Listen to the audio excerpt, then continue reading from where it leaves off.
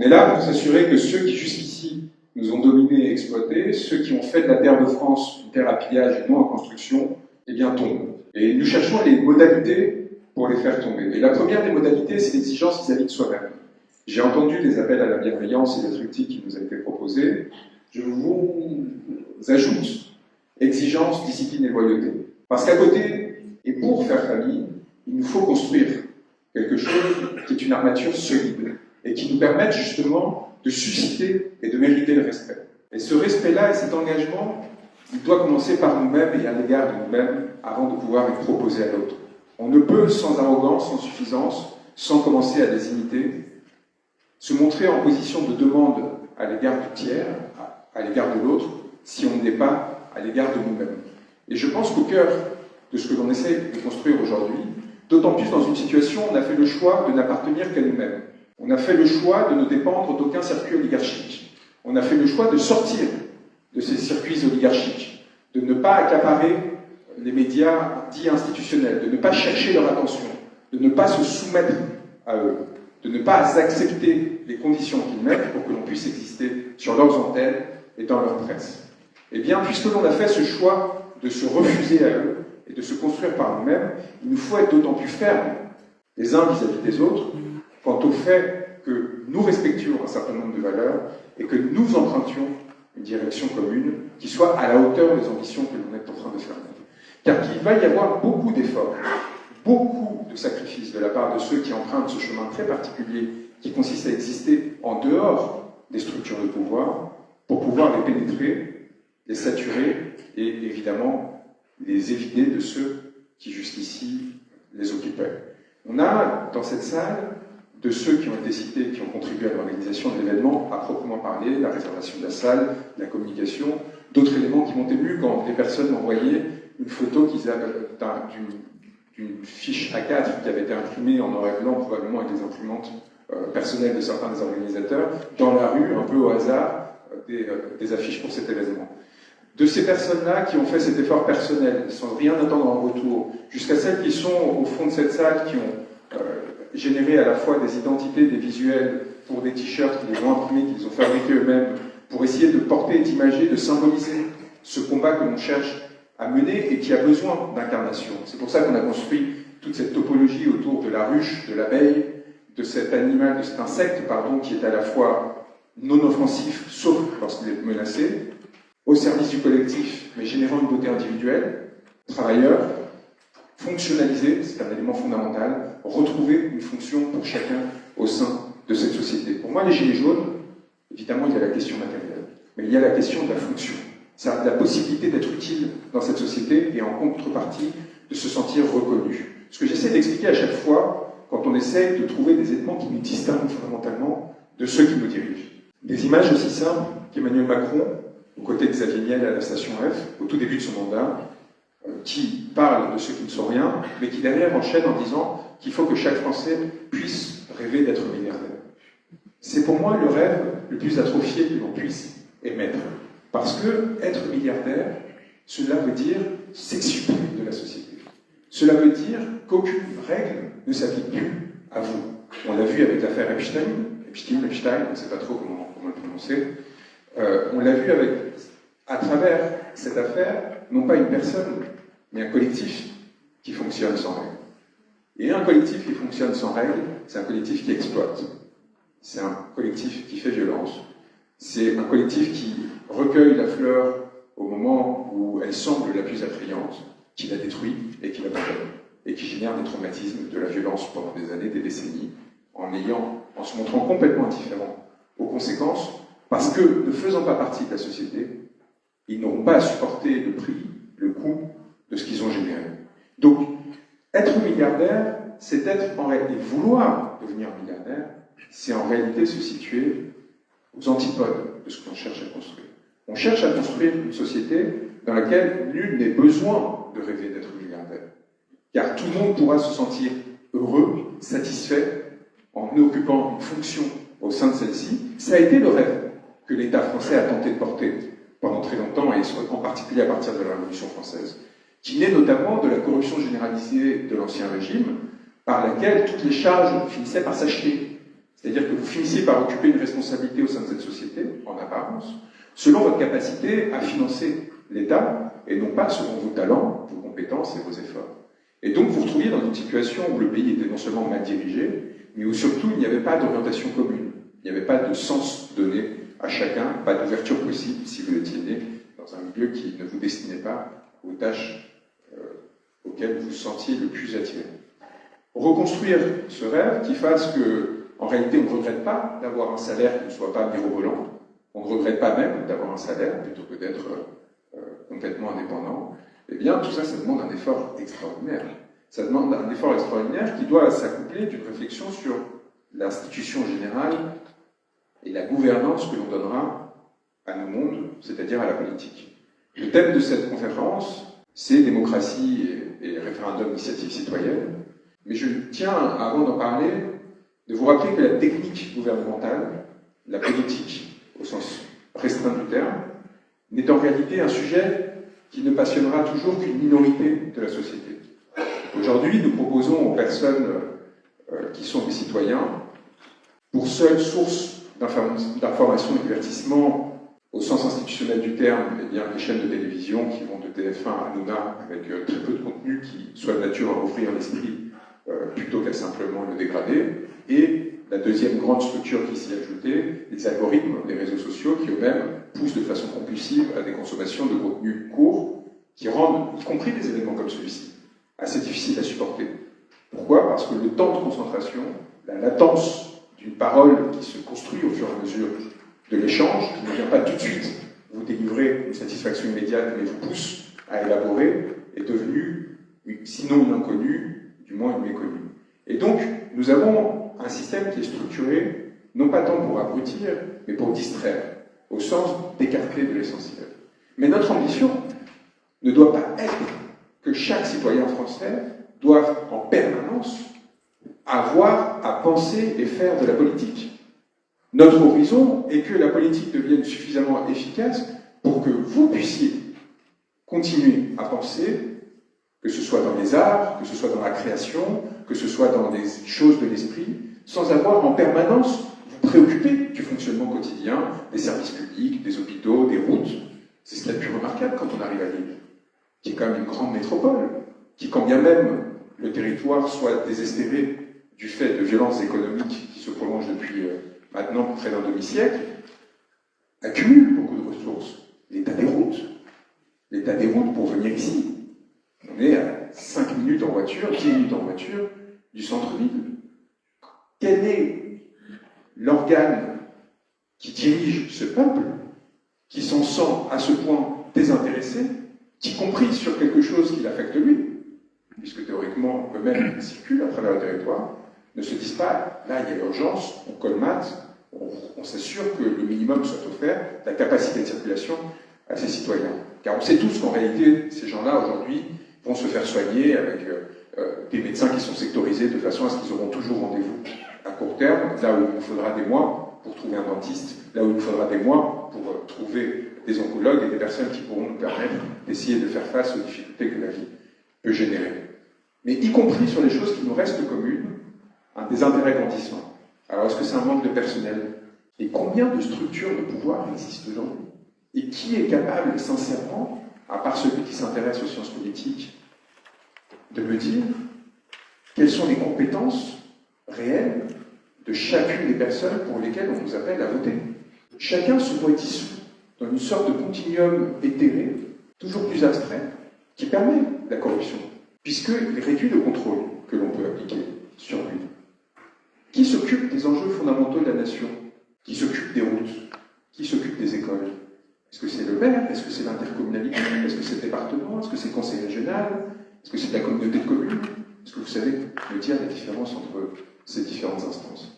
Et est-ce que vous savez qui sont les personnes qui sont élues au sein de ces instances? On est dans une confusion générale qui, à mon sens, relève de l'ordre du volontaire.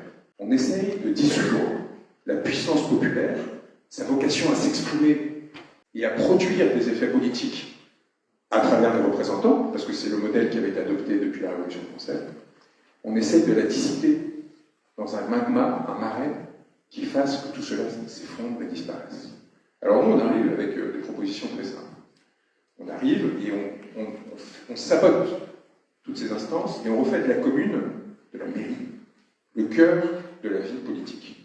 On n'a pas besoin de conseils régionaux. D'ailleurs, c'est une invention relativement récente. Et je ne vais pas vous faire le détail de toutes les mesures institutionnelles que l'on propose pour réduire les strates administratives. Je vais plutôt me contenter de vous dire que l'objectif est que d'un côté, le poids bureaucratique baisse de façon très large et que de votre volonté puisse aller toucher directement la personne qui est censée prendre les décisions à votre place. Et alors, l'une des façons de le faire, c'est aussi de vous donner des instruments de démocratie directe.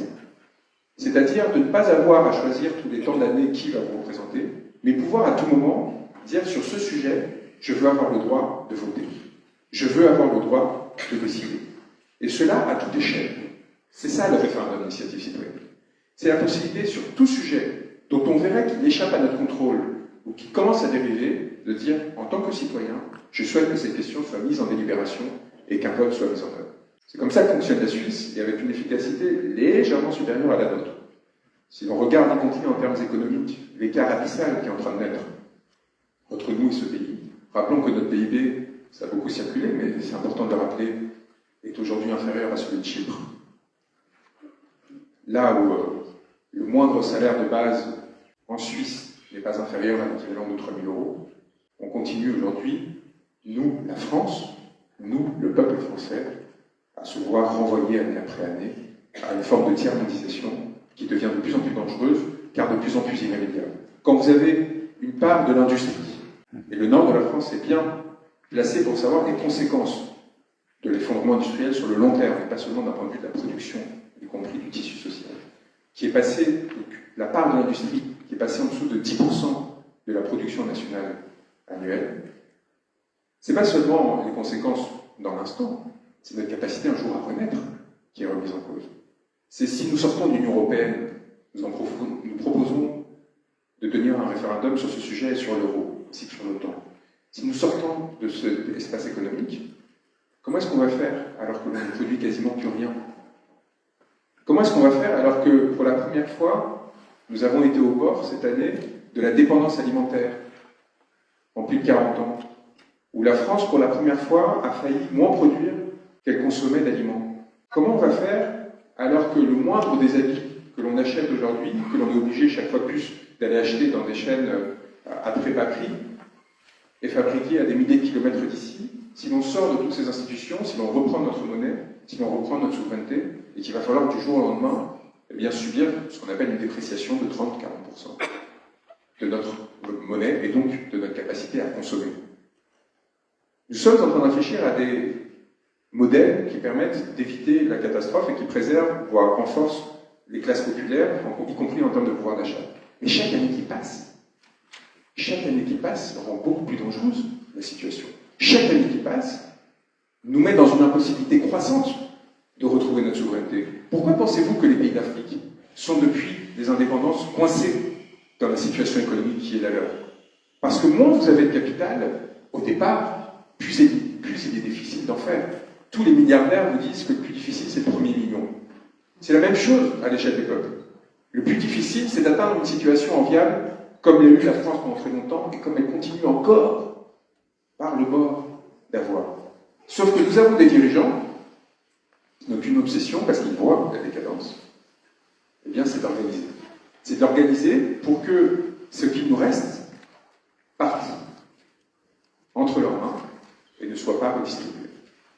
Et alors, les manœuvres pour y arriver sont nombreuses. Ça va du trafic de stupéfiants qui prospère dans notre pays, avec toutes les conséquences que ça a en termes d'insécurité, et qui endort des millions de Français, et qui permet à des territoires entiers de rester en apparence tranquilles, jusqu'à la politique de la subvention. Ce que j'appelle la gauche Zara. Une gauche qui vient vous voir et qui vous dit « on va augmenter votre pouvoir d'achat. On ne va pas sortir d'euros, on ne va pas sortir de l'Union européenne. On va juste s'assurer qu'il y ait à la fois plus de subventions, plus de minima sociaux, et on ne va rien changer aux structures profondes de la société. » Évidemment, vous voyez ça, et en face, vous voyez quoi? Vous voyez Emmanuel Macron qui, tout en réduisant les droits sociaux, a creusé la dette de 1 000 milliards. Et on peut se dire, bon, le plus petit dénominateur commun, ça va être cette gauche qui nous séduit et qui appelle à voter pour elle. Mais en réalité, ce qu'elle propose, c'est un ralentissement des conséquences de l'effondrement à court terme, avec une aggravation à long terme.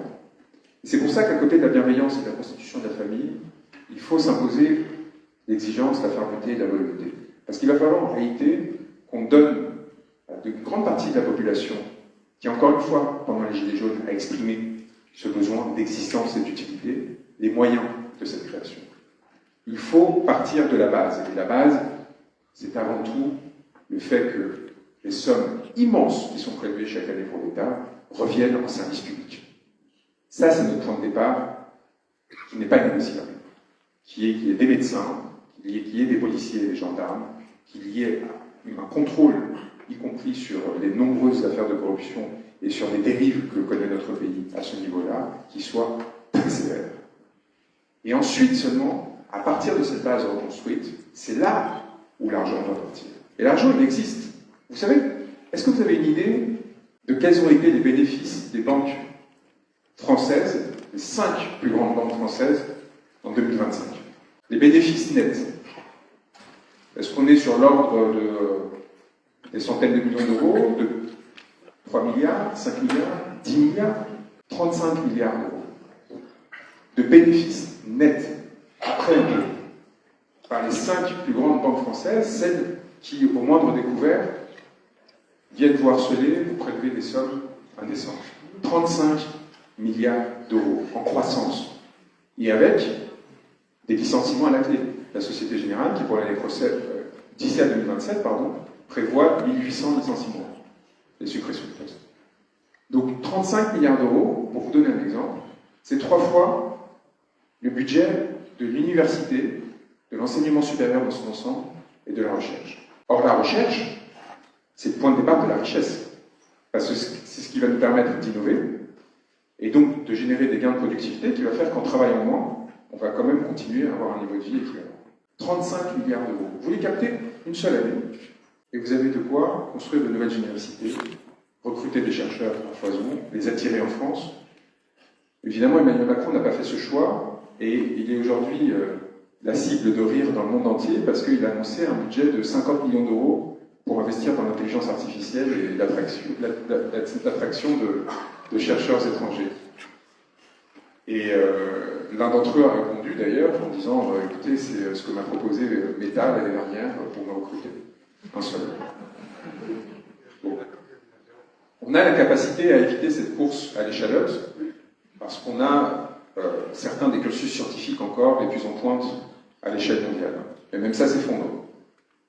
Et les résultats que l'on commence à avoir, que ce soit aux Olympiades de mathématiques ou de façon générale dans un certain nombre de classements internationaux, indiquent qu'on est face à un mur et à un effondrement potentiel qui nous met en danger en tant que civilisation. J'ai entendu poser la question de qu'est-ce qu'être peuple, qu'est-ce que faire peuple. La question, on n'aura pas besoin de se la poser quand le différentiel de pouvoir sera si important que l'on sera à la merci des Chinois et non plus des États-Unis seulement, et éventuellement des Russes. On n'aura plus à se la poser le jour où les dirigeants russes et états-uniens se rendront compte qu'au lieu d'essayer de nous séduire et de les faire aller dans leur camp respectif, ils pourraient s'allier et nous soumettre immédiatement. La question ne se posera plus lorsque notre pays aura pour dirigeants économiques des personnes qui, venant de nationalités extérieures, ne nous regarderont que comme de la matière à piller, que comme de la chair à canon, et ne prendront en rien en considération les conséquences que leurs décisions auront sur chacun d'entre nous. Notre dernière chance aujourd'hui, c'est que nous les avons à portée de main. Et ce mouvement que l'on est en train de créer ensemble, il a pour vocation non pas seulement à apporter une alternative à la prochaine élection présidentielle, il n'a pas seulement pour vocation à faire que nous ayons une voix qui porte et qui permette de leur dire en face, lorsque nous aurons eu les 500 parrainages, et qui seront obligés de nous réinviter, et qui seront obligés de débattre avec nous.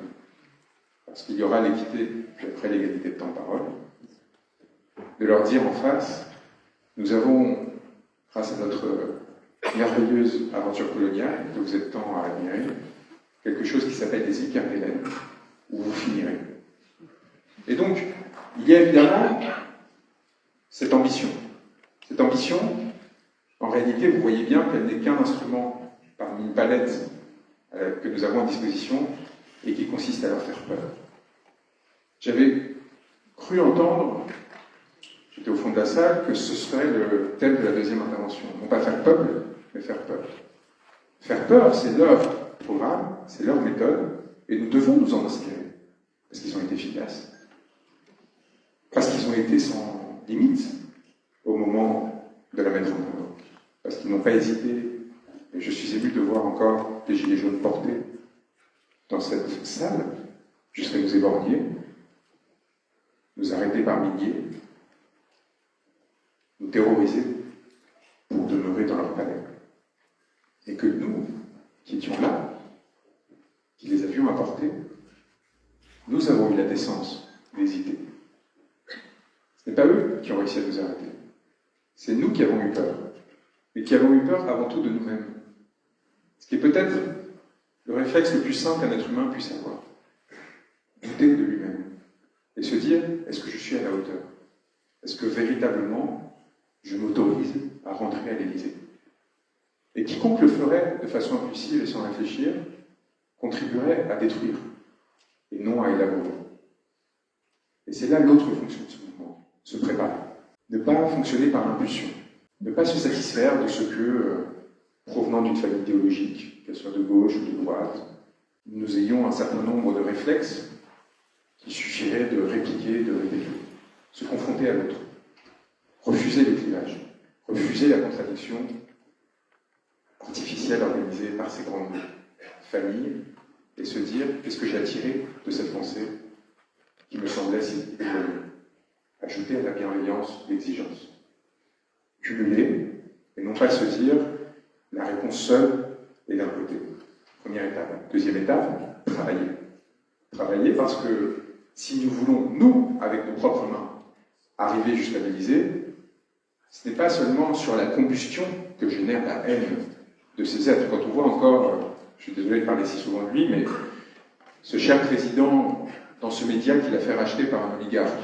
Vous vous souvenez de ce média qui vous avait tant ému et accompagné pendant les Gilets jaunes, qui s'appelait Brut, qui, avec Rémi Buzine, allait sur les champs, dans chacune des grandes villes, sur les ronds-points, donner la parole, auquel on s'accrochait un peu comme l'assoiffé au milieu du désert, en se disant enfin quelqu'un qui nous fait nous voir, qui nous permet de nous entendre, qui nous permet tout d'un coup de saisir le réel sans avoir à en passer par le papier glacé, par la fabrication de la télévision brute, justement. Rémi Buzine est devenu le meilleur ami d'Emmanuel Macron. Là, vous l'avez vu parce que sa dernière entretien est apparu, mais ça fait des mois qu'il est celui qui filme chacune de ces vidéos qui a vocation à générer de la sympathie et à passer de 12 à 16% dans les sondages. C'est lui qui était en Chine lorsque Emmanuel Macron décide de se mettre en scène courant avec des gardes du corps pour aller voir une foule que le Parti communiste lui avait organisée. Même en Chine, 1 milliard d'habitants, le parti politique le plus autoritaire de la planète, qui a plus de 150 millions de membres, ils ont réussi à trouver 50 personnes. Bon, très bien pour lui. C'est lui qui l'accompagne à l'ONU, qui le filme dans les rues de New York, appelant Trump. C'est cet homme qui a été, pendant des années, à nos côtés. Cet homme, ce jeune homme, dont on n'a pas à douter de la nature, et qui s'est laissé corrompre, et qui a trahi. Alors est-ce que c'est lui qui a trahi individuellement? Est-ce que c'est Rémi Buzine qui, par lui-même, s'est dit Brut va devenir l'officine de la Macronie? Un petit peu plus compliqué que ça. Vous savez, j'adore ces histoires oligarchiques. J'en ai fait mon miel. Nous en avons fait notre miel. Une des raisons pour lesquelles on se retrouve ici, cet ouvrage crépuscule qui décrivait l'envers du décor. Je ne vais pas faire des révélations exclusives, mais je vais quand même vous raconter la façon dont ça s'est construit. On a une famille qui s'appelle la famille Saadé, d'origine libanaise, qui, dans les années 90, a un armateur qui fait du transport maritime. Cette famille arrive par les connexions libanaises de M. Chirac. Vous savez, M. Chirac a fini sa vie dans un grand appartement qu'un milliardaire libanais lui avait offert, en plein Paris, qui est Conti. M. arrivé, Donc elle rencontre M. Chirac qui décide de lui offrir un transporteur maritime important qui était entre les mains de l'État. Et qui ne se contente pas de lui offrir, mais qui en plus lui rajoute toute une série de dispositions, d'exceptions fiscales et autres pour lui permettre d'en tirer profit. Donc nous offrons à une famille seule, qui va devenir actionnaire à 75% de ce groupe maritime, un pouvoir extraordinaire. Arrive le Covid, et sur les 3 années du Covid, ce groupe, qui s'appelle désormais CMA-CGM, va faire plus de 50 milliards d'euros de bénéfices. Vous vous souvenez, quand on vous expliquait que c'était la faute des Russes, si tous les prix augmentaient, 50 milliards d'euros, dont 75% sont allés à une seule famille. Dans n'importe quel système démocratique, on fait un peu comme en Islande après la crise bancaire de 2008, tout le monde en taule. Ça a très bien marché d'ailleurs. Il n'y a pas un banquier chez nous qui est parti en prison après 2008. En Islande, ils ont fait le travail. On ne dise pas que c'est parce qu'on est trop petit, sans faire offense aux Islandais.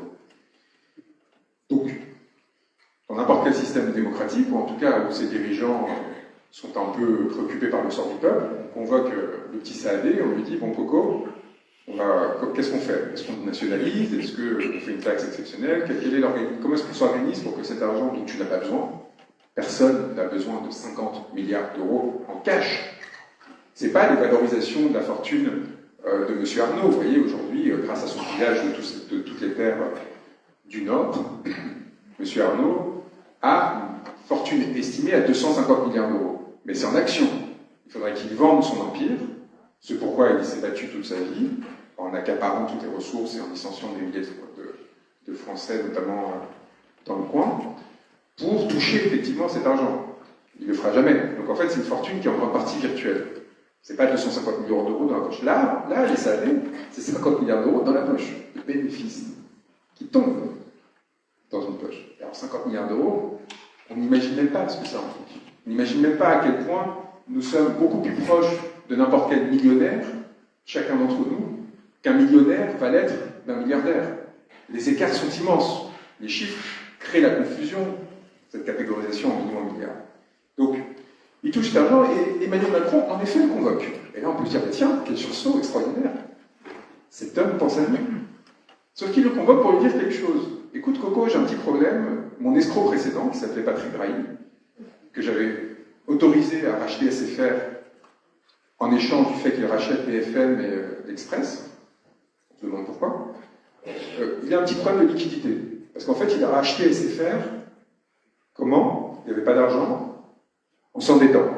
Donc lui, il avait 50 milliards de dettes. Patrick Drahi. Ça aussi, c'est miraculeux. Hein. Je ne sais pas combien on vous autorise comme plafond de découvert ou de... Mais lui, il a réussi à avoir 50 milliards de dettes, avec des banques qui le suivaient sans aucun problème. Et donc, mon petit Patrick Drahi, là, il est un peu en difficulté, parce que le temps a passé, et là, il faut commencer à rembourser. Il avait promis qu'il allait générer des miracles économiquement, parce que quand on vous dit que quelqu'un est un génie, c'est pas juste pour flatter la personne. C'est pas juste pour le plaisir de vous tromper. C'est aussi pour essayer de tromper, en l'occurrence des banques, pour les amener à prêter jusqu'à 50 milliards d'euros, dont on sait qu'en réalité, ils ne pourront jamais être retrouvés. Donc, il avait promis qu'il allait faire de SFR un gisement d'argent extraordinaire. Il avait en effet licencié des milliers de personnes, là aussi, à nouveau, merci Emmanuel Macron, mais évidemment, au bout d'un moment, le service avait commencé à s'effondrer, les gens n'ont pas d'argent à payer dans des abonnements qui ne leur servent à rien, et donc il s'est retrouvé en difficulté. Et donc, Emmanuel Macron cherche un repreneur.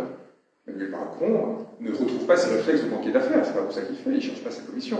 Il cherche un repreneur parce qu'il est en panique à l'idée que BFM TV commence à adopter une ligne un peu différente de celle qu'elle avait jusqu'ici, et qu'elle devienne un adversaire, comme CNews et l'Empire Bolloré sont devenus un adversaire d'Emmanuel Macron, après que celui-ci ait refusé d'appuyer M. Bolloré dans la vente de ses ports en Afrique de l'Ouest. On pourra revenir là-dessus, je suis pas sûr que ça vous intéresse. Et donc, Saadé, il dit, écoute, soit je te fais contribuer au bien commun, soit tu peux racheter BFM, et si tu peux racheter Brut. Il l'avait identifié, hein. Il n'allait pas faire fermer Brut, vous voyez, c'est pas comme Russia Today, on n'a pas l'Ukraine comme prétexte, les prisons russes. Et donc, Rodolphe Saadé a racheté BFM, et les a rachetés une fortune, plus d'1 milliard d'euros pour BFM. Je suis pas sûr que ça vaille 1 milliard d'euros. Déjà, ça ne fait pas de profit, parce que la qualité du produit intrinsèque est quand même quelque peu médiocre. Pourquoi est-ce qu'elle est médiocre, d'ailleurs? Parce que l'oligarchisation et la corruption génèrent de la médiocrité. Pourquoi est-ce qu'on se bat contre la corruption? On n'est pas des moralistes. D'accord, la justice c'est important, mais pourquoi est-ce que la justice est importante? C'est important parce que si on n'a pas une jauge commune, justement, qui nous mette tous à égalité, la valeur de l'effort s'effondre. Et en réalité, ce qu'on favorise, c'est du comportement opportuniste. C'est chacun pour soi, plus personne ne tire dans le même chemin, et très rapidement, on se retrouve avec des routes défoncées. Et ça, c'est que la première étape. Le trafic de stupéfiants vient de cette logique et doit être combattu avant tout parce que nous combattons cette logique. Pas parce que nous sommes des moralistes qui croyons en notre supériorité vis-à-vis de l'autre. Ça fait écho aux propos de Baudelaire. L'idée n'est pas que nous soyons des vertueux qui nécessairement deviendraient tartuffes. L'idée, c'est que nous nous imposions une exigence commune qui nous permette d'orienter la société dans une certaine direction de vie. Et donc, il dépense plus d'1 milliard d'euros dans BFM, et je tiens à vous rassurer, le groupe n'était pas tout à fait indépendant, Niel était déjà passé par là, comme un peu partout. Vraiment, partout où vous allez, vous le retrouvez. Et ils avaient déjà commencé à éteindre peu à peu le feu. Mais là, on se décomplexe et on le transforme en organe de propagande. Vraiment au service d'un pouvoir ou de la fin d'un pouvoir. Et pourquoi est-ce qu'on le fait? Mais parce qu'après 2027, il y a 2032. Et qu'en réalité, en faisant le vide d'ici à 2027, le pouvoir cherche à préparer 2032. Le pouvoir est déjà activement en train d'essayer d'organiser l'échec de 2027 pour s'assurer que la voie soit libre. Le terme de lutte ne doit pas rester un terme abstrait ou symbolique. Il doit devenir réel. Et la lutte, elle va des tags que l'on voit fleurir à droite, à gauche, que ce soit parce que c'est devenu un symbole de subversion. Moi, ça me fait extraordinairement plaisir parce que, vous voyez, quand on des affiches Branco 2027, on peut se dire, bon voilà, ça y est, le mec a pris la grosse tête, il part comme tous les autres, il nous quitte. Mais les tags Branco 2027, j'aime beaucoup. Vous voyez, on reste enraciné dans un rapport de subversion et populaire qui dit on n'est pas comme vous. On n'est pas comme vous, on rentre dans une démarche et on va soutenir cette candidature parce qu'on veut vous renverser. Parce qu'en fait, on considère que cet homme, à cet instant-là, est notre meilleur outil de subversion avant que nous commencions à avoir d'autres idées, avant que nous commencions à réfléchir sérieusement à la façon de répéter des processus historiques comme ceux qui vous amenèrent à perdre votre tête il y a quelques années. Et cette idée-là, qui consiste à créer un continuum entre l'action politique la plus démocratique et loyaliste, et l'action directe, qui consiste à se rapprocher d'eux et à leur dire attention les cocos, si vous nous empêchez d'être entendus, si vous nous empêchez de nous prononcer, si vous nous empêchez d'être représentés, nous prendrons nous-mêmes directement les instruments de l'action et de la lutte, et bien cette continuum, il faut absolument qu'on le nourrisse. Il faut que dans chaque ruche qui soit constituée, il y ait une orientation de chacun selon sa volonté d'agir à court terme, de réfléchir à plus ou moins long terme, ou à l'inverse, d'accompagner le mouvement de l'intérieur pour le structurer, lui donner des bases. Nous sommes en train de naître. Et il va falloir que l'on perde les réflexions que nous avions jusqu'ici sur ce qu'est le politique. On nous a inculqué l'idée que la politique était une forme de clientélisme. Et cela, on le reproche souvent à ceux qui nous dirigent. Il faut d'abord que l'on voit les effets que ça générait chez nous. C'est-à-dire que la politique comme une attente d'un service que l'on nous offrirait. L'homme politique comme celui qui va faire à notre place. La rupture avec cette forme de pensée, elle est fondamentale si on souhaite se ressaisir de notre destin. Si l'on souhaite que nous soyons demain en mesure de peser dans un rapport de force avec des personnes qui ont le contrôle de toutes les institutions et évidemment des leviers économiques qui nous font si peur. Ça ne peut pas être un chemin facile.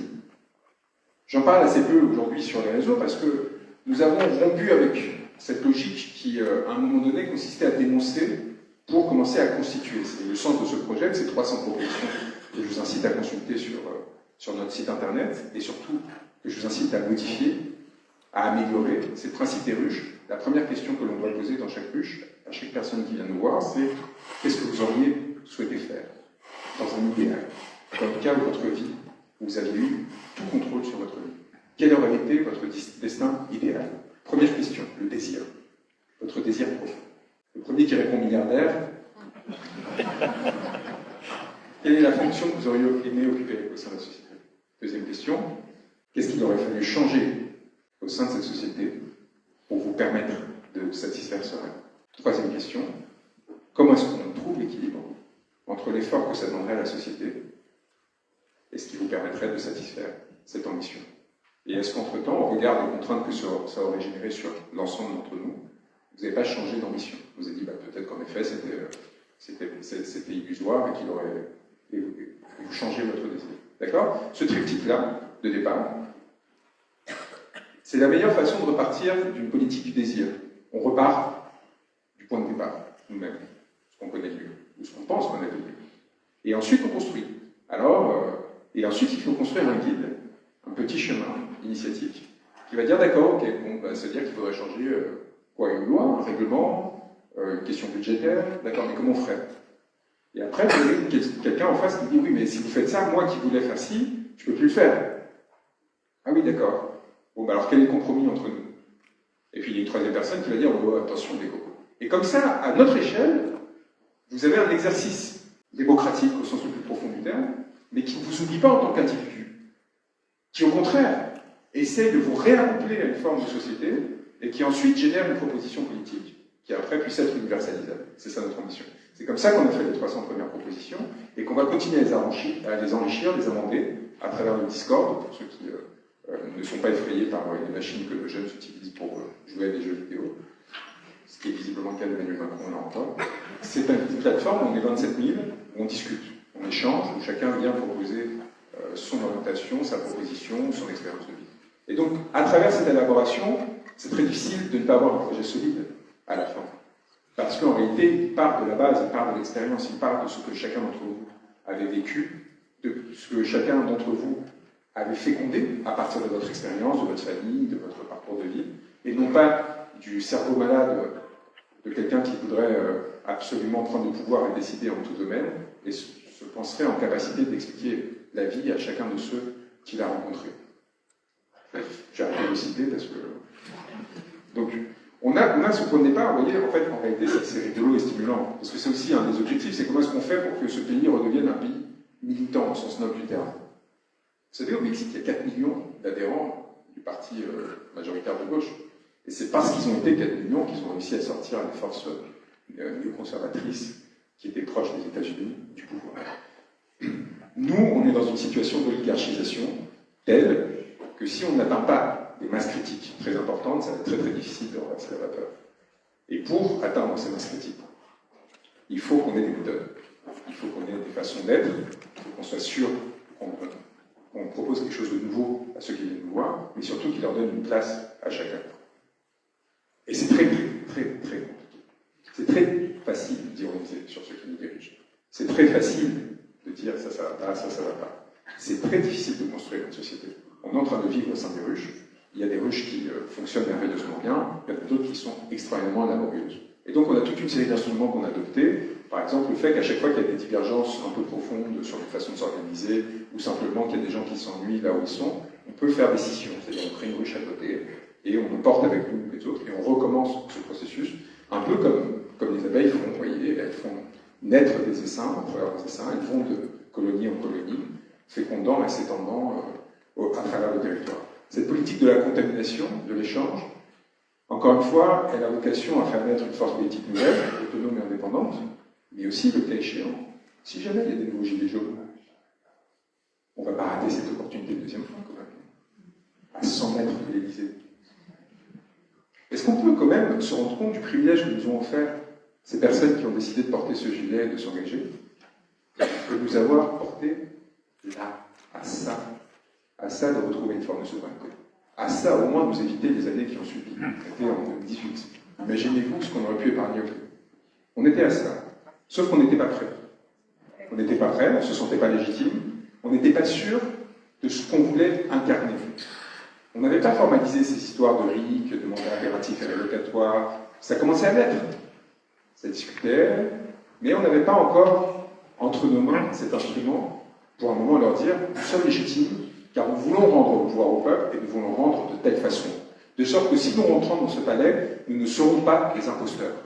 Et nous ne pourrons pas être considérés comme des imposteurs parce que nous ne venons pas prendre le pouvoir mais le rendre. Or, notre ambition aujourd'hui, c'est le rendre. Il faut donc lutter et se préparer à la lutte. C'est le sens de mon dernier ouvrage, Comment fabriquer une guillotine. Il y a même un manuel qui a dedans, pour ceux que ça intéresse littéralement, mais qui, par ailleurs, identifie tous les lieux de pouvoir qui existent dans ce pays et de production, de sorte à ce qu'à un moment donné, nous soyons en capacité de les déborder. Et je veux qu'au sein de notre pays, il y ait des personnes qui s'apprêtent et se préparent à gouverner. Je veux que l'on ait des personnes qui aient, comme c'était le cas du premier intervenant, une capacité à comprendre des enjeux substantiels auxquels nous sommes confrontés au sein de notre société. En l'occurrence, c'était sur l'agriculture. L'agriculture, ce n'était pas un discours de ministre. Et je ne le dis pas péjorativement ni améliorativement. C'est-à-dire que ce n'est pas un discours au sens où on a un programme spécifique avec des mesures proposées. C'était un constat qui visait à vous introduire et à vous sensibiliser à la situation de l'agriculture à un instant T. Et en réalité, ce qu'on en comprend, et je pense que c'est un constat qu'on peut partager, c'est que ce pays a suffisamment de ressources pour que l'on investisse, pour compenser le déficit de compétitivité que peut avoir une certaine agriculture vis-à-vis de l'agriculture industrielle qui a été généralisée par la FNSEA et le gouvernement, pour qu'on ait de meilleures vies, pour qu'on ait des aliments qui soient plus nutritifs et qu'on ait un environnement qui redevienne vivable, ou en tout cas qu'il reste. D'accord. Et ensuite, il faut décliner. Il faut les façons de faire. On a déjà une cinquantaine de propositions sur l'agriculture, je vais les épargner. Je vous incite, encore une fois, non seulement à aller les voir, mais à proposer des modifications pour arriver à cette fin. Ça sera le rôle de la personne qui aura à s'occuper. Donc, il nous faut des gens qui commencent à se préparer techniquement, qui aillent à la recherche des paroles des agriculteurs, des industriels, qui se confrontent à la FNSEA. Moi, je ne veux pas seulement aller voir la coordination rurale et la Confédération paysanne. Moi, je veux qu'on aille voir les gens de la FNSEA et qu'on leur dise « mettez-nous en difficulté. Dites-nous ce que ça va provoquer, pourquoi vous continuez à défendre vos options alors qu'on vous propose un changement radical de modèle. Dites-nous quelles conséquences ça va avoir selon vous qui fassent que vous auriez raison contre nous. Je veux qu'on le fasse avant d'arriver au pouvoir. Parce que je ne veux pas qu'on se retrouve demain au pouvoir sans avoir eu cette contradiction et en n'ayant pas identifié les points aveugles de notre réflexion. Parce que, comme vous le disiez, tout ce qui a été présenté est vrai, mais vous avez noté l'élément que je vous ai transmis. Pour la première fois, la France en dépendance alimentaire. Qu'est-ce que ça implique? Ça implique une perte de souveraineté. Ça implique une incapacité à décider par nous-mêmes. Ça implique une soumission à des intérêts à terme étrangers. Et donc, on est obligé de trouver des façons d'équilibrer ces différents dispositifs, en tout domaine. Mais je veux aussi que parmi vous, il y ait des gens qui soient prêts à lutter. Parce qu'ils vont nous fracasser. Est-ce que vous croyez qu'on est les premiers à avoir eu l'idée de générer un pouvoir citoyen et de se dire on va y aller, on va les défier sur leur propre territoire? Vous pensez qu'on est les premiers à s'être dit là c'est bon, là on est assez fort. On se fait systématiquement fracasser. Et on le fait parce qu'on est trop optimiste. Parce qu'on se voit là avec 3 francs 6 sous, capable de réunir 300 personnes, de tous horizons, de toute origine, de toute pensée. Et on se dit, voilà, là il y a quelque chose qui commence à naître. Et parce qu'on s'exalte, et qu'on a, à ma place, je pense que la plupart des politiciens seraient arrivés en disant qu'on était déjà sur le chemin de la victoire, avec des discours beaucoup plus exaltés, et avec une excitation du sentiment qui fasse qu'on ressorte, si on va ressortir à Gaillardy, mais sans horizon et sans exigence vis-à-vis de nous-mêmes. En fait, on va se sortir d'ici, de n'importe quel meeting politique, déchargé, client satisfait ou insatisfait, qu'importe. Je veux que vous ressortiez d'ici avec une mission et avec une ambition qui consiste à agir, qui consiste à ne pas attendre qu'on prenne le pouvoir, qui consiste à ne pas désirer prendre le pouvoir, et à vous faire le porteur, non seulement d'une parole, mais d'actes qui viendront commencer à les effrayer. Et donc ça, il y a évidemment la logique offensive, qui consiste à mener des actions pour les intimider et pour les inquiéter, et il y a une logique défensive, qui consiste à se former, à se préparer, et qui consiste aussi à aider et à appuyer l'autre. Et l'action de bienfaisance est fondamentale dans notre mouvement. Le fait d'aller porter appui à l'autre, le fait de s'organiser, de voir qui a compétence en quoi, qui est artisan, qui est médecin, qui est avocat, qui n'a pas de compétences pense-t-il, et de trouver à chacun une mission, quelque chose qui lui permette d'exister, même ponctuellement, semaine après semaine, et de pouvoir revenir et de partager ce qu'il a fait. Et de ressentir cette fierté, de se dire, voilà, j'appartiens à un groupe qui n'est pas là pour prendre le pouvoir, qui est là pour d'abord changer son environnement immédiat, et pour ensuite ouvrir les voies du pouvoir à la population dans son entier. Cette exigence-là, elle doit être au cœur de chacun de ceux qui viendra occuper des fonctions au sein de notre mouvement. Et si vous sentez que ceux qui, à un moment donné, ont pris des responsabilités ne sont pas à la hauteur de cette exigence, ils sont en train de trahir cet esprit, eh bien vous les sortez. Et vous apprenez à vous organiser pour peser de façon suffisante, pour les inhiber et les empêcher d'éteindre notre mouvement. Et si jamais vous sentez qu'il y a des résistances, et que vous n'avez pas envie de rentrer dans cette lutte assez responsable, vous sortez-vous pour constituer à côté une autre ruche, pour redonner dynamique et pour leur montrer que vous étiez dans le monde. Donc je suis venu ici vous demander d'agir et non pas vous proposer. Nous, on fait le boulot.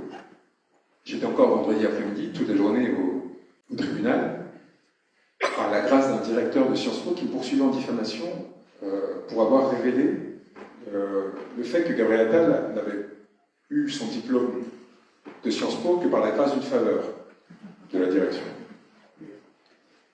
Et qu'en réalité, il n'avait pas de diplôme d'Assas.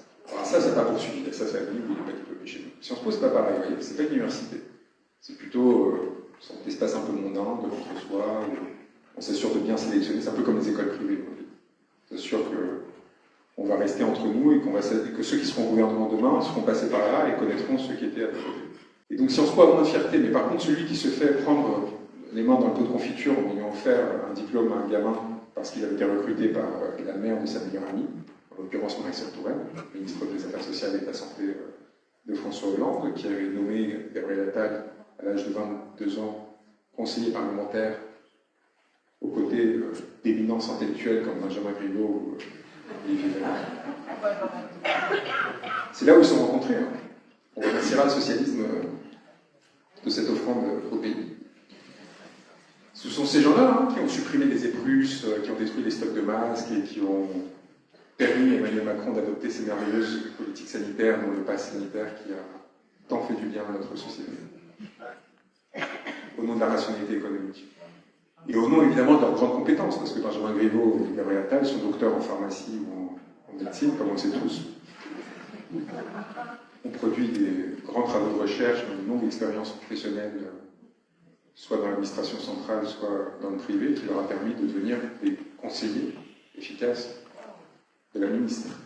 Non, c'était en l'occurrence le meilleur copain de la fille, Alexandra, qui était en cours avec nous, et qui lui a trouvé son stage, qui lui a permis de se faire recruter, avant d'avoir fini son diplôme, 4 000 € par mois, d'avoir 2 chauffeurs, secrétaire particulier, un restaurant gastronomique à disposition, et d'ensuite rejoindre Emmanuel Macron pour mettre ses chargés de mission à sa disposition, rencontrer Stéphane Séjourné, le conseiller politique d'Emmanuel Macron, qui lui offrirait une très belle circonscription, gagnée d'avance, dans le sud de Paris, qui lui ferait rentrer au gouvernement, et qui le présenterait évidemment à tous ces circuits oligarchiques, Mimi Marchand, Xavier Niel.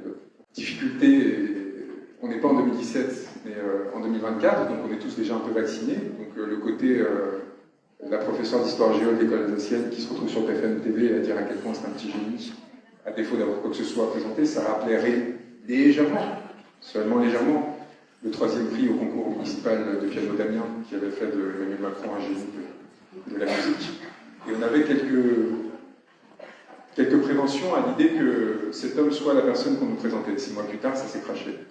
Et donc, parmi les contributeurs à la rupture de cette manipulation oligarchique, il y a eu évidemment moi et cette révélation sur le fait que, étant recruté donc, au cabinet ministériel de la mère de sa meilleure amie, Gabriel Attal s'était lui offrir en échange un diplôme qu'il n'avait pas réussi à avoir. En fait, il n'avait pas validé des matières, et donc la direction s'était dit, dans les conseils ministériels, on a toujours à gagner à avoir quelqu'un au sein du pouvoir, on va lui rendre une faveur. Donc moi j'arrive au procès, poursuivi par celui qui a fait cela, avec des éléments d'enquête, mais pas la preuve matérielle. Et alors, mon adversaire a l'intelligence extraordinaire de faire convoquer un témoin et de produire des pièces qui consistent en la lettre qui octroie ce bénéfice à Gabriel Attal, donc j'ai découvert ça hier, c'est-à-dire tangiblement la façon dont on lui a offert son diplôme, et puis seulement le principe. Donc il lui donne une lettre, on lui explique qu'on va lui faire un aménagement de scolarité, où au lieu de suivre 14 cours de TD de 2 heures et 14 cours magistraux un galop d'essai, des examens à passer pendant, enfin des exposés et un examen final, il va pouvoir faire un e-learning. Et alors, le tribunal, le juge demande à la témoin qui vient présenter ce document et puis expliquer à quel point c'est tout à fait normal, mais est-ce qu'il y avait un contrôle sur le e-learning? Ah non, non, c'est les étudiants qui eux-mêmes s'autopolisent. D'accord. Droit public, pareil. On passe de ce que je viens de vous décrire, donc 14 cours x2, plus avec seulement 2 absences autorisées, plus les exposés, les examens, les galops blancs, à un mémoire. Et là, on vous demande, mais sans que le jet dire quoi que ce soit, le magistrat demande, mais est-ce que c'est normal? Enfin, elle a dit non, non, non, d'ailleurs, les étudiants signent un règlement comme quoi ils doivent assister au cours. Bon, ah bon, mais donc, oui, mais dans des cas très exceptionnels, quand ils ont eu une opportunité vraiment extraordinaire, professionnelle, on peut adopter ça, c'était pas du tout une faveur. D'accord. Et donc j'avais ce contradicteur, ce directeur de l'équipe pédagogique de Sciences Po, qui a donc offert ce diplôme à cet individu, qui en réalité du coup n'a pas de vrai diplôme, parce que l'année d'avant, il avait déjà un an de retard, enfin il avait redoublé sa deuxième année de master, c'est quasiment impossible à Sciences Po, il n'avait pas sa licence d'ASSAS, qu'il prétendait avoir. Eh bien, c'était évidemment assumer le geste en disant, écoutez, non c'est normal, ça fait partie des choses qu'on fait. Et puis on a un jury universitaire avec un professeur d'université qui a validé tout ça, la relation. Donc, pourquoi est-ce que je vous raconte ça? Parce que là, c'est amusant, et parce qu'en réalité, le piège s'est retourné contre eux. En essayant, je ne sais pas quoi, ils ont fini par nous donner des derniers éléments pour prouver que ce qu'on avait révélé était vrai. Et j'ai fini par dire au magistrat qui disait, qui en gros prenait ça un peu de haut, en mode, oui, vous étiez sur Twitter, 5 millions de vues quand même. Bon, c'est un peu, c'est de la base politique, Twitter. Et j'ai dit, mais vous imaginez le courage qu'il faut pour arracher cette information, la sortir, alors que vous avez quelqu'un qui est en train de devenir une des personnes les plus puissantes du pays, qui a la capacité de vous traîner devant un tribunal pénal, une procédure pénale, qui peut faire que vous ayez un casier judiciaire, pour regrouper ces informations, aller faire l'effort, s'assurer que c'est vrai, etc., et la sortir, alors qu'il n'y a pas un média qui non seulement avait fait cet effort, mais qui l'a repris depuis. Et en réalité, eux nous regardent avec une forme de mépris, parce qu'ils ne sont pas informés de la même façon que nous.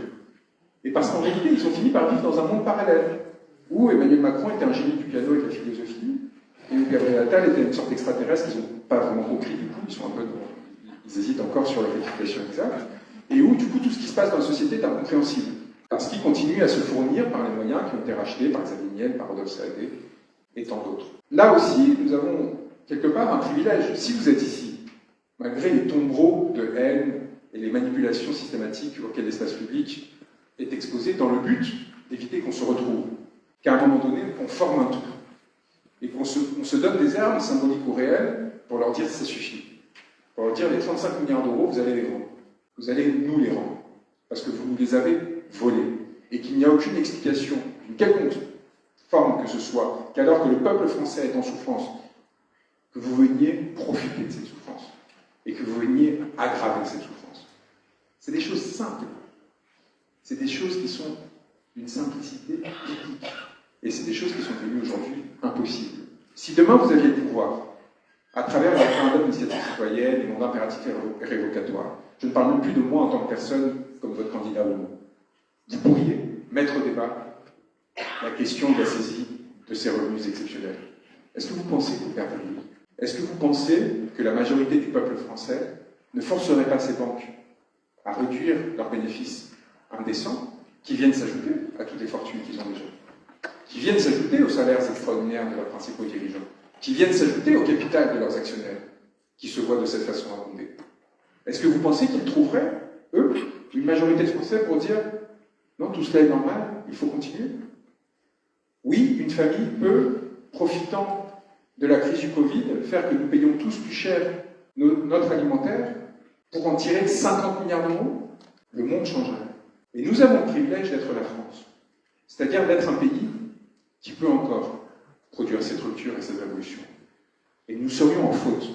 Et nous serions en quelque sorte des bourgeois, confortablement installés sur les quelques privilèges qui nous restent, dont on n'a pas forcément conscience au regard de la souffrance quotidienne qu'est devenue le fait d'être citoyen français, mais qui reste d'immenses privilèges en comparaison à l'immense majorité de la population mondiale.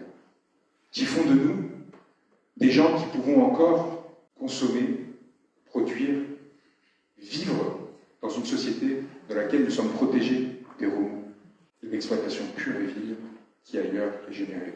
Nous vivons de l'exploitation de ces êtres dans le reste du monde. Et il ne faut pas l'oublier.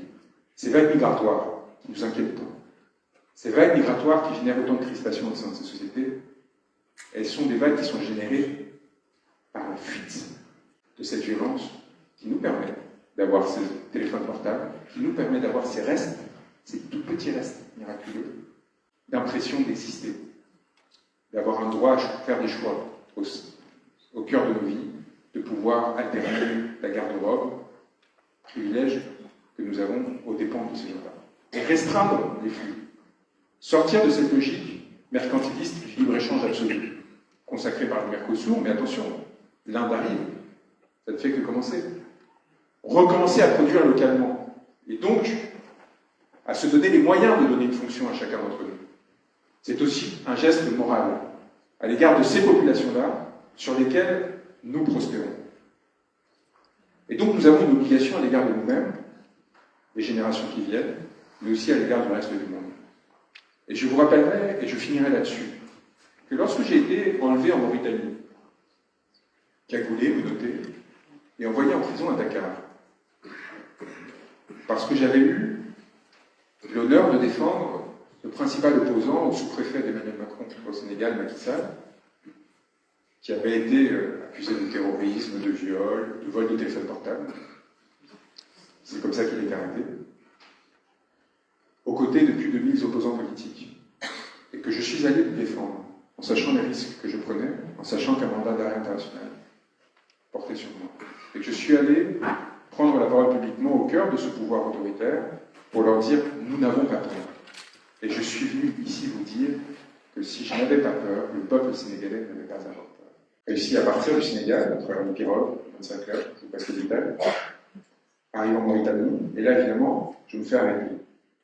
Et je me fais arrêter sur instruction de qui? Est-ce que vous pensez qu'un Mauritanie aurait osé arrêter un avocat français, puis après le cagoler, le noter, le renvoyer au Sénégal, où il en pourrait perpétuité, si ce n'était avec l'autorisation, voire l'instruction d'un Emmanuel Macron qui pensait avoir trouvé la meilleure façon de se débarrasser de nous. Et donc quand j'arrive, je suis présenté à un juge d'instruction là-bas, qui me le disent mise en examen pour attentat, complot, terrorisme. J'avais déjà eu le viol, qui est de loin le pire, donc je regardais un peu défiant, pieds nus. Il m'avait retiré les chaussures, j'avais refusé d'emporter l'autre. Et qui m'envoie en prison à Rebeuss. 250 personnes par cellule de 50 mètres carrés. Mais que j'y suis accueilli comme un héros. Parce que la majorité des personnes qui étaient là-bas étaient des gens comme vous et moi, qui avaient été enfermés parce qu'ils avaient décidé de se lever. Parce qu'ils avaient décidé de ne pas avoir peur. Parce que face aux balles, ils étaient restés. 60 morts, des milliers de blessés. Et qu'ils avaient vu qu'en France, il y avait des personnes qui étaient suffisamment conscientes de ce qui se jouait là-bas affecterait l'humanité pour venir se joindre par fierté. Par fierté d'avoir trouvé un peuple qui avait osé se lever et qui en plus nous donnait sa confiance, malgré l'histoire, malgré tout ce qui s'était passé. Et qui était venu nous appeler pour nous dire « venez à nos côtés ». Vous savez à quel moment ils sont devenus optimistes? C'est pas quand le barreau de Paris a commencé à dire qu'on était un peu trop loin d'un petit panneau. C'est pas quand il y a eu des voix politiques qui ont commencé à se lever.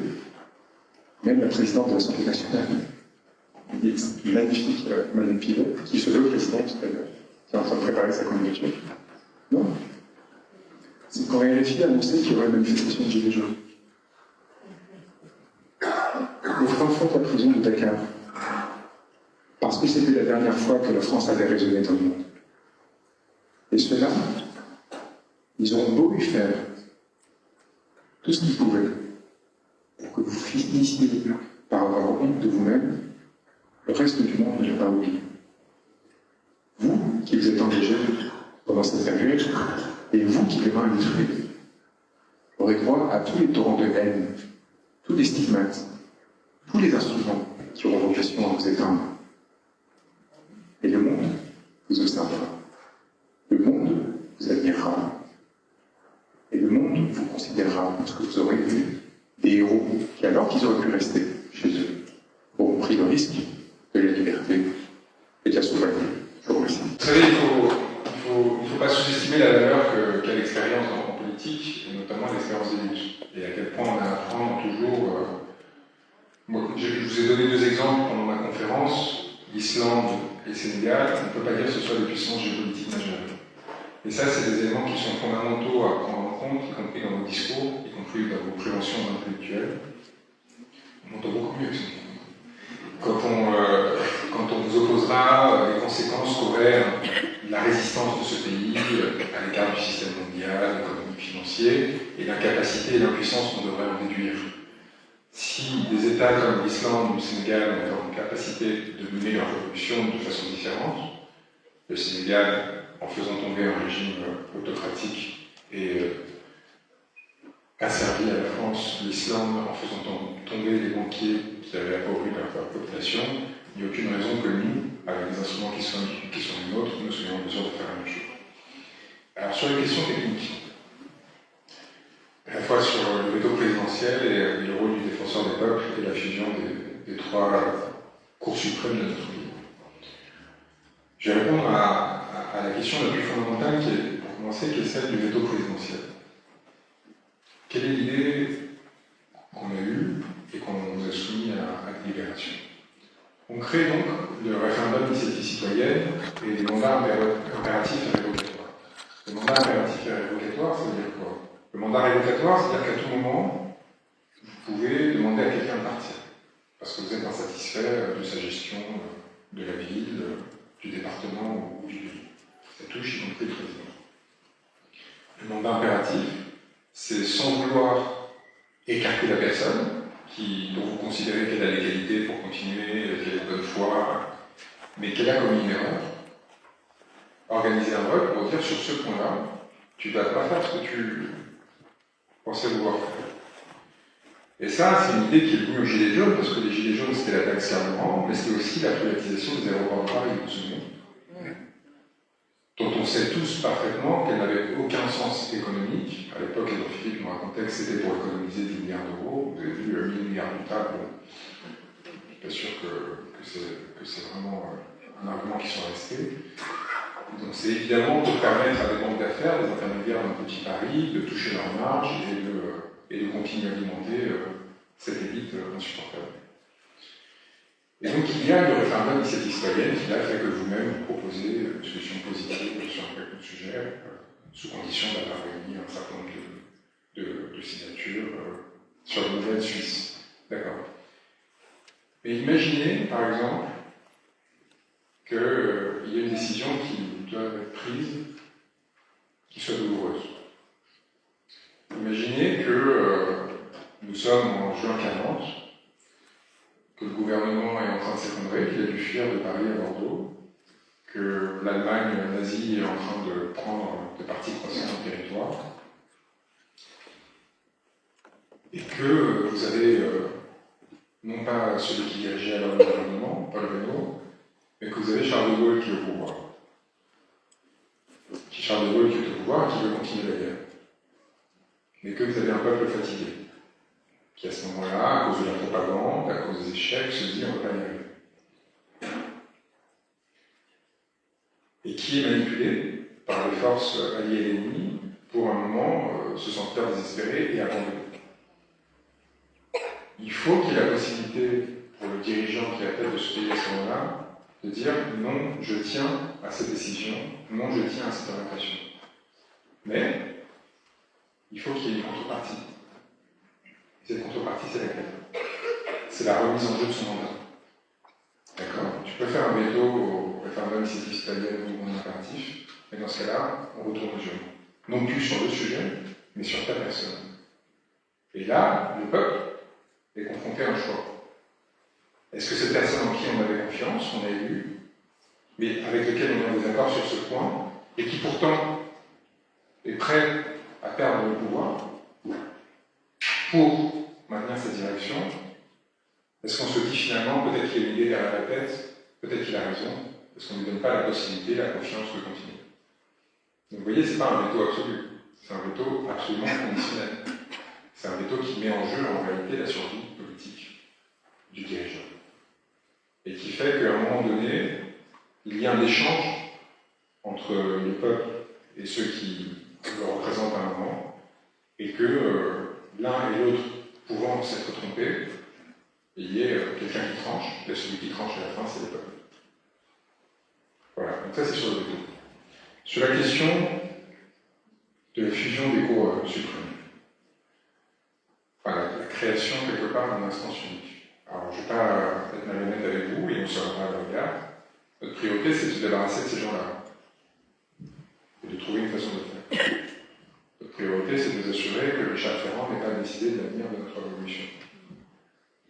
Et je ne parle même pas des autres parce que vous ne les connaissez pas et en réalité moi non plus. C'est un peu comme avec les ministres du gouvernement actuel, même des passionnés politiques comme moi, j'ai vraiment beaucoup de mal à vous dire qui est le ministre de l'Éducation nationale et ne parlons pas des ministères secondaires. Pour Nunez, j'ai retenu parce que la plainte contre la pignata, c'est resté. Donc l'idée c'est, on a un système dont on a vu les défaillances, qui va tout faire pour éviter qu'on réussisse à mener à bien nos réformes. On a une méthode très simple. Pourquoi est-ce qu'on a choisi la présidentielle? C'est pas par caprice personnel, c'est parce que c'est la meilleure façon de faire un coup d'état légal. Le président, il a une arme, c'est l'article 11, c'est le référendum.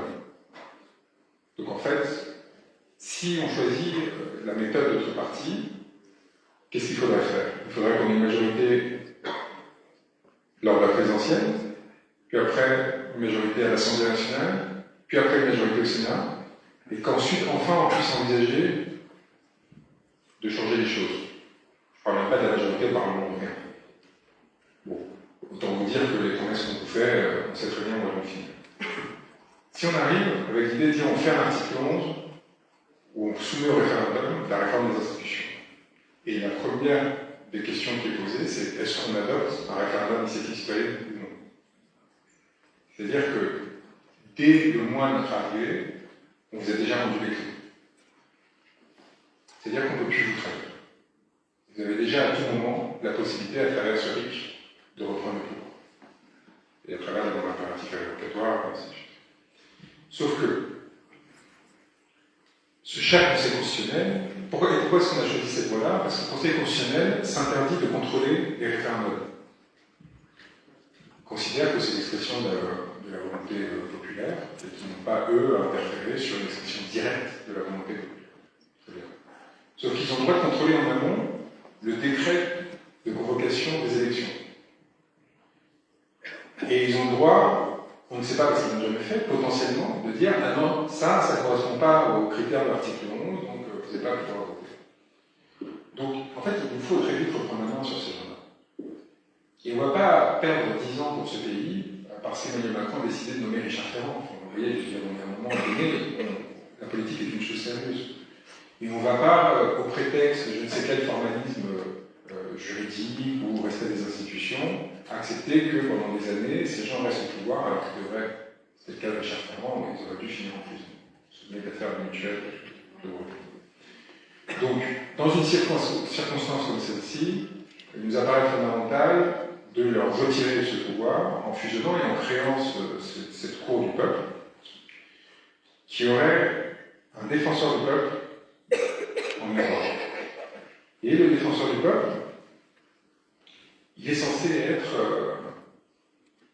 l'équivalent de l'antéchrist pour nos élites dirigeantes. C'est celui qui aura vocation à défendre les citoyens en toute instance et à faire contrepoids à toute tentative d'appropriation par ceux qui nous dirigent. Et donc il y aura des moyens très importants, une capacité d'intervention directe auprès de cette nouvelle Cour suprême, que ce soit dans l'affaire pénale, civile, constitutionnelle, administrative, et il tirera sa légitimité d'une élection directe, suffrage universel direct, qui fera que, découplé de la présidentielle, et c'est là où il va falloir faire travailler le peuple, on choisit une personnalité qui soit différente, et qui ait vocation justement à faire contrepoids dans le cas où il y aurait des dérives. Donc ça, c'est le principe. Et la question, c'est les modalités précises et les pouvoirs qu'on donne à ce défenseur de peuple pour, un, que ça ne génère pas une forme de paralysie, ou qui ne devienne pas en réalité une antéchrist au sens littéral du terme, ça serait quand même dommage.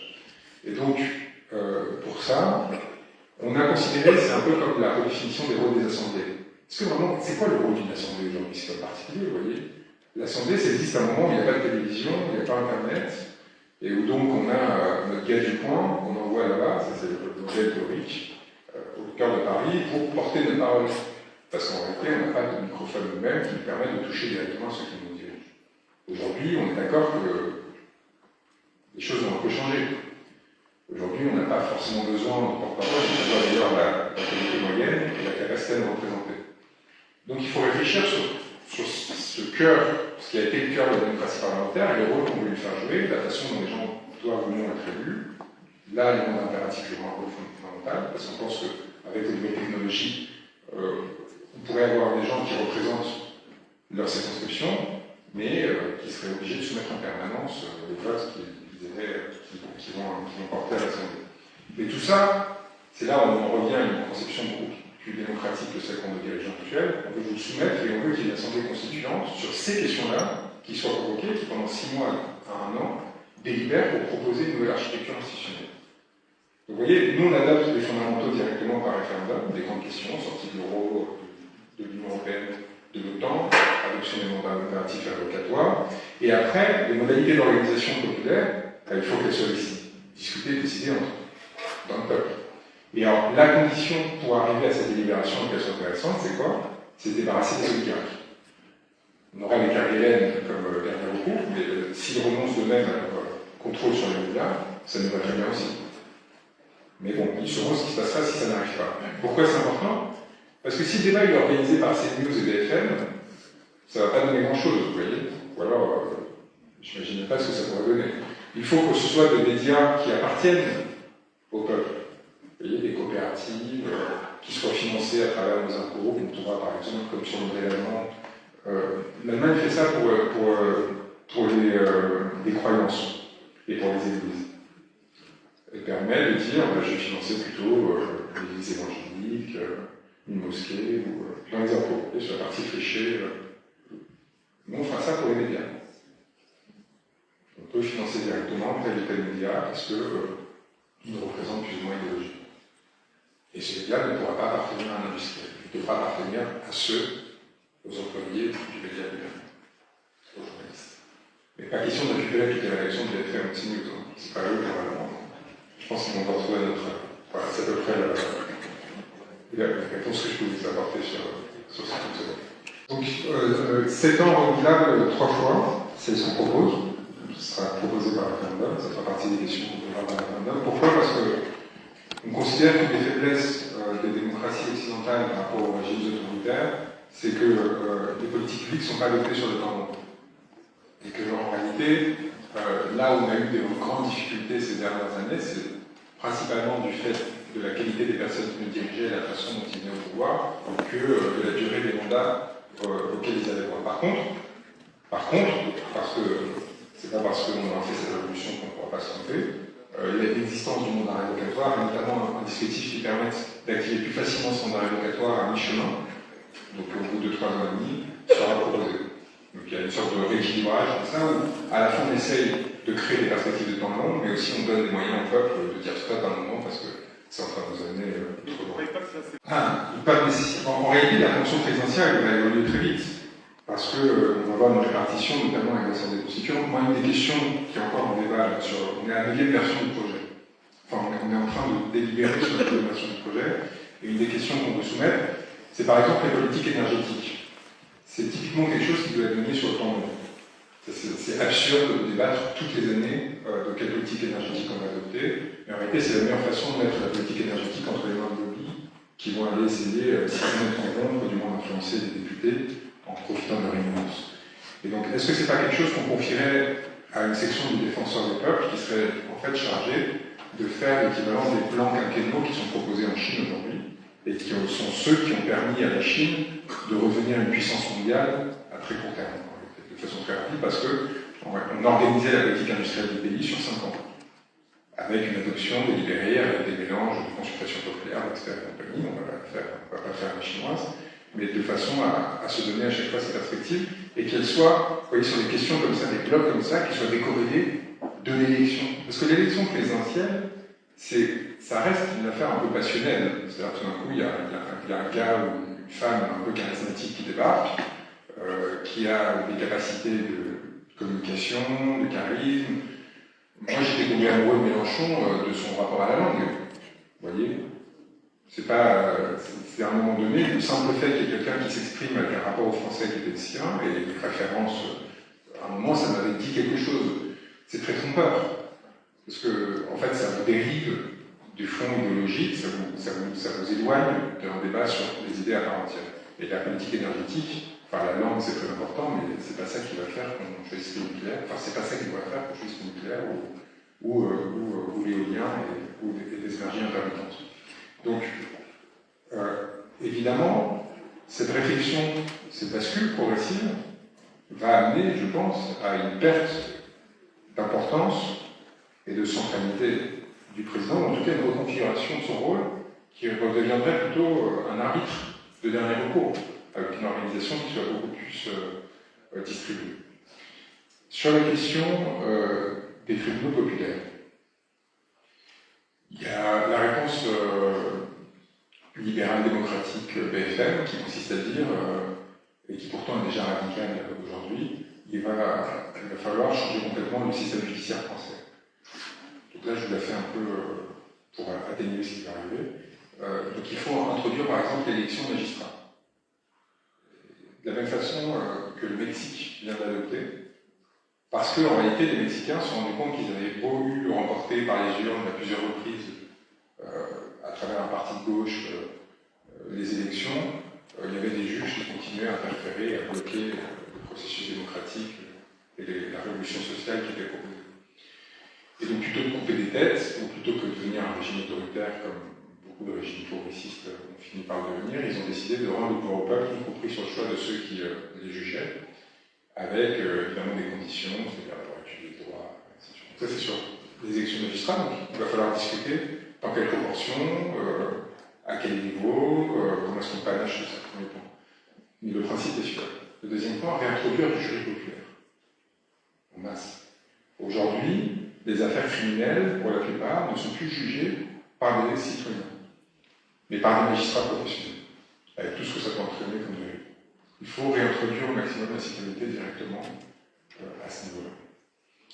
Ensuite, évidemment, il y a 1000 réformes à faire, vous imaginez bien, c'est un peu le dada, donc je vous renvoie au programme, pour s'assurer que, d'une part, ce pays soit plus sous une impunité, où des gens comme Ariel Mittan, simplement du fait de sa proximité avec Brigitte Macron, et je suis désolé, je vais être cru, j'espère qu'il n'y a pas de millions dans cette salle, mais inflige 5 blessures vaginales, blessures anales, des hématomes sur tout le pays, sur tout le corps à une femme, et c'est même pas qu'ils ne sont pas jugés, c'est qu'ils sont démis en examen. C'est-à-dire que 7 magistrats considèrent que tous ce que je viens de vous décrire ne sont pas des indices graves et concordants qu'un viol aurait pu être commis. Et à côté, on est distrait avec des affaires anormales, je ne parle même pas des opposants politiques, mais même des affaires comme Depardieu, pour vous donner l'impression qu'ils sont en train de faire quelque chose contre l'impunité, contre les violences sexuelles. Donc, tout ça, sur ces sujets-là, il y a vraiment un travail de fond à faire et qui sera mené, mais il y a donc la question de la lutte contre l'impunité populaire et donc la question des tribunaux populaires. Et nous, on propose par la Fondation d'en créer. On propose d'en créer par rapport notamment au système de leadership. Alors, on a proposé un système un peu complexe, je vous invite à consulter, c'est assez rigolo, avec des remises de peine. Il y a quelques années, j'étais un peu plus radical. J'avais découvert qu'à la Concorde, place de la Concorde à Paris, avant, il y avait des fosses, qui étaient des grands lieux de prostitution. Je me dis que c'était un très bel endroit, avec toute l'énergie qui va avec, pour exposer nos oligarques préférés, avec du plexiglas au-dessus, en échange de remises de peine. C'est un peu une pensée du désespoir. Et à mesure que la possibilité réelle d'arriver au pouvoir se tangibilise, on finit par dire qu'on n'a pas besoin d'être si cruel que ça, qu'il ne suffira de les dépouiller. Mais vous voyez, l'idée un peu, c'est de se décomplexer sur le jeu du symbolique. Et de se dire un peu que souvent, en réalité, il fait ce qu'il veut. La question, c'est de le faire de façon intelligente, de façon la moins cruelle possible, parce qu'il y a toujours de la cruauté politique. Il ne va pas falloir esquiver cette question. La politique, c'est la gestion de la violence, pour le meilleur et pour le pire. C'est le principe du politique. Et donc, ceux qui pensent qu'il y a une politique des mains pures et des mains blanches ne savent pas ce qu'est la politique.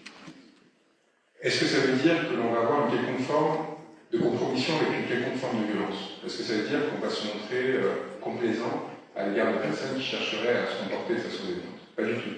Au contraire. Et c'est justement parce qu'on sait ce qu'est la politique qu'on se montrera attentif et ferme à ce qu'elle ne dévie pas. Et donc, on ouvre les imaginaires, on se dit que tout est possible, et peu à peu, on attire ces imaginaires vers une forme de pensée qui permette, de la façon la plus perfectionnée, d'éviter la violence, tout en nous permettant de retrouver notre souveraineté. Est-ce que j'ai oublié une question sur la nationalisation? Je vais vous donner un exemple. Les mutuelles. Est-ce que vous savez quels sont les frais de gestion des mutuelles de santé? En moyenne, un pourcentage. Je vais vous donner celui de la sécurité sociale. 5%. Votre revenu mutuel, c'est quoi? 6, 7, 8. Entre 20 et 25%. Pourquoi ça sert une mutuelle? Ça sert à habiller la mariée si vous avez une sécurité sociale qui ne fonctionne plus et qui ne fait plus son rôle. Mais si vous avez une sécurité sociale qui est intégrale, qui s'occupe vraiment des besoins de chacun de ses citoyens, vous n'avez pas besoin d'entité privée pour combler avec tout ce que cela génère en plus en termes d'inégalité. Et donc, vous pouvez économiser des milliards. C'est des gisements en fait à la fois d'économie et de. Je vais vous donner sur les mutuelles, le Canard enchaîné avait révélé qu'une des mutuelles bordelaises avait pour voiture de fonction des Porsche pour ses dirigeants. Il y en avait 15. C'est là où part le fait de gestion, c'est pas un fait qu'ils sont compétents. Donc voilà, et donc sur tous les secteurs, pareil pour le marché de distribution d'électricité. Donc on a un seul producteur d'électricité en France, en gros, EDF. Vous avez combien d'entreprises qui vous vendent de l'électricité? Et en fait, qu'est-ce qu'ils vous offrent? Quelle est leur valeur ajoutée pour la société? Des commerciaux? C'est vrai que ça crée l'emploi. Hein. C'est vrai qu'il y a des dizaines de milliers de personnes qui vivent très bien, qui vont pouvoir se retrouver un emploi. Parce qu'il y a plein de commerciaux aujourd'hui qui vous harcèlent au téléphone pour vous faire changer d'abonnement électrique, qui vont devoir trouver autre chose et on va s'assurer qu'ils puissent trouver autre chose.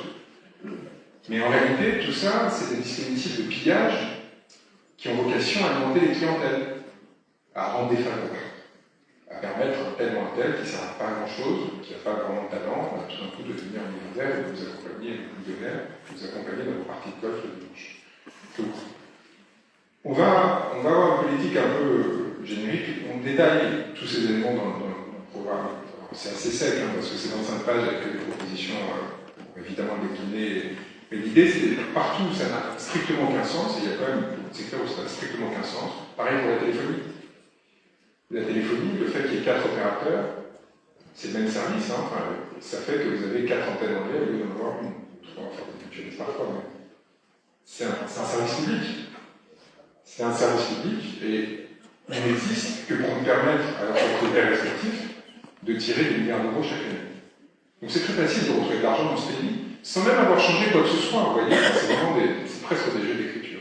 Et tout d'un coup, c'est de l'argent que vous pouvez réinvestir dans la recherche, dans le service public, et pour renforcer à terme notre pays. Parce que vous semblez avoir des compétences qui pourraient nous être très utiles. Et de façon générale, je vais finir là-dessus, alors c'est peut-être pas le sujet le plus gagnant pour finir, et vous laisser avec une image de moi très humaine, mais il y a un grand débat en fait sur la façon de gérer l'État. Et notamment sur une dynamique qui existe depuis 30 ans, qui m'apparaît délétère, qui est celle de la création d'agences en tout genre pour tout, plus ou moins autonomes, qui ne répondent pas à une tutelle hiérarchique directe du ministère et de l'administration, qui font que chacune évidemment a envie de développer ses budgets en communication, tout ça, parce que ça leur permet d'exister, alors des gens de se faire plaisir. Il y en a un que vous avez peut-être remarqué dans l'espace public, qui s'appelle Nicolas Dufour. C'est le patron de BPI France, donc la Banque publique d'investissement, et qui est dans tous les médias, il est sur Quotidien, sur Culture, sur Sud Radio, aucun point vous me nommer, pour vous expliquer à quel point il faut baisser les retraites et autres, alors que c'est un haut fonctionnaire. qui est très très bien payé d'ailleurs, mais quand on lui a donné cette sorte de liberté, il finit par croire qu'en fait il est quelque part un responsable politique à part entière. Moi je pense que c'est très, très dangereux parce qu'il n'y a pas de contrôle démocratique du coup sur ces agences. Elles fonctionnent en autonomie avec des conseils d'administration, et ces conseils d'administration leur permettent, en gros évidemment ils doivent être dans l'État, mais ils leur permettent de suivre un peu leur direction sans s'intégrer à la politique générale qui serait adoptée par un gouvernement. Or, on reste une société, chaque fois moins, et c'est très important qu'on retrouve des lignes de force communes et qu'on essaie de donner de la cohérence aux politiques publiques. Que ça ne part pas dans tous les sens, et a fortiori dans des sens contradictoires. Et donc je pense qu'il est très important de retrouver une forme de remise sous tutelle par des organes démocratiques, c'est-à-dire qui dépendent du peuple, de toutes ces agences. Donc je suis plutôt intuitivement pour la désagentification de l'État et au contraire pour le renforcement des autorités représentatives. C'est un débat, vous savez d'où ça m'est venu, cette réflexion qui peut sembler quand même très technique ou un peu bizarre. J'ai un ami qui est spécialiste des politiques muséales dans le golf. Ça semble bizarre comme sujet de thèse, c'est un chercheur, il est prof à l'école normale. C'est quelqu'un d'absolument brillant, il s'appelle Alexandre Lazzaroni, et qui en réalité, à travers cette question, s'intéresse à la façon dont les États sont nés dans les Émirats, au Qatar, à Bahreïn, et comment est-ce qu'en réalité ces territoires qui étaient des territoires de population nomade ou semi-nomade ont, en moins d'un siècle, construit des tutelles étatiques. Et il s'est rendu compte qu'un des instruments privilégiés par les cheikhs, par les princes et par de façon générale, on peut appeler ça le diwan, ça dépend des endroits, mais en tout cas du pouvoir royal, du pouvoir central, un des instruments de mise sous tutelle du peuple, c'est les agences. Et il a découvert ça parce que les politiques muséales, en réalité, sont des politiques qui sont adoptées par les princes, par les rois, par les différentes autorités étatiques qui ne sont pas démocratiques, pour se perpétuer au pouvoir, en créant une agence qui est directement sous leur contrôle, qui ne passe pas par le gouvernement, qui nécessairement fait l'objet d'un contrôle par l'Assemblée, même si en réalité la nature démocratique est très faible. Elle existe toujours, il y a toujours une forme d'élection et autres. Et eux ne veulent même pas se soumettre à ça. Et donc ils créent ces agences-là, du coup ça leur permet de dériver des budgets directement sur ces politiques-là, sans avoir à en rendre compte. Et en France, d'une certaine façon, c'est cela qu'on est confronté ces dernières décennies. Et cette autonomisation d'une nouvelle élite bureaucratique qui ne répond pas au peuple de ces décisions, qui fait qu'aujourd'hui vous en voyez de plus en plus apparaître, là j'ai parlé du four, mais il y a aussi, ça vous dit quelque chose, Marguerite Cazeneuve? Vous voyez, c'est des noms qu'en fait on ne devrait pas connaître, parce que c'est des gens qui sont censés être que l'exécutant de la volonté populaire, directement ou indirectement, et qui commencent à apparaître dans les médias. C'est un peu comme les magistrats, maintenant on commence à voir des magistrats qui prennent la parole. Non, tu appliques la loi, toi, tu n'as pas existé en tant qu'individu. Donc remettre un peu de l'ordre avec les autorités là-dessus, pour que la souveraineté politique du peuple retrouve sa place, ça m'apparaît fondamental. Mais ce que vous exposez comme ligne potentielle, c'est-à-dire la possibilité, à l'inverse, de démocratiser les conseils d'administration de ces agences, donc de réinfiltrer le peuple, non plus par le système tel qu'il existait avant la création de ces agences, mais au sein de ces agences elles-mêmes, ça peut être envisageable. Ce à quoi il faut qu'on fasse attention, c'est ce que je vous disais pendant la présentation, il faut faire attention à ce que, en réalité, on ne se sature pas de politique. Là, on a envie de politique, mais parce qu'on est mal traité. Parce que ces gens-là ne veulent pas nos intérêts, parce qu'on voit bien que notre situation se dégrade. Mais une situation saine, c'est une situation dans laquelle finalement on n'a pas dédié beaucoup de temps à la politique. C'est important de s'informer, c'est important d'essayer de participer, mais à un moment donné, la vie, elle est ailleurs que dans la gestion des conseils municipaux, des conseils de ministres, des journaux officiels, les paramètres à prendre en compte sur chaque données technique, que ce soit y compris l'organisation d'événements comme celui-ci. Moi, je considère la politique comme une décharge. Vous voyez, toute la santé de la société, on la fout entre les mains de personnes, on leur dit traite-la au mieux. Mais débrouille-toi pour que ça ne revienne pas. Débrouille-toi pour que notre environnement ne soit pas pollué et que nous, on ait la capacité d'élaborer, de créer, d'aimer, sans avoir à se préoccuper au quotidien de comment fonctionne celle-ci. Donc il va falloir qu'on trouve le bon équilibre entre multiplier des instruments de contrôle, qui sont importants, mais ne pas faire que toute la charge revienne sur nous, parce que sinon, ce que ça va produire, ça va être une saturation à très court terme, un désintérêt, et en réalité, on va finir par trouver des gens pour qu'ils fassent tout à notre place, et on va retrouver le cercle vicieux auquel on est confronté.